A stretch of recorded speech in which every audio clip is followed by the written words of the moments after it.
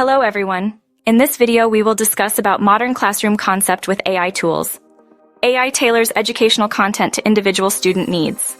By analyzing performance data, AI identifies strengths, weaknesses, and learning styles, providing customized resources and assignments for optimal learning. AI-powered tutoring systems offer personalized assistance outside the classroom.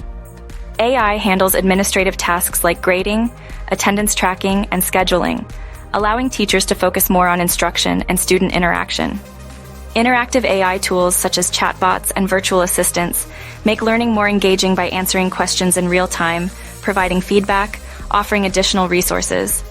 AI analyzes vast amounts of data to provide insights into student performance and behavior, helping educators identify at-risk students and assess teaching methods.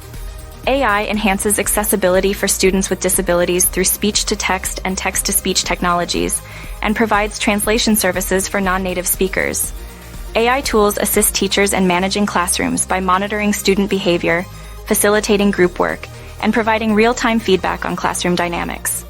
AI supports teachers' professional development by providing personalized learning paths, recommending resources, and offering feedback on teaching practices.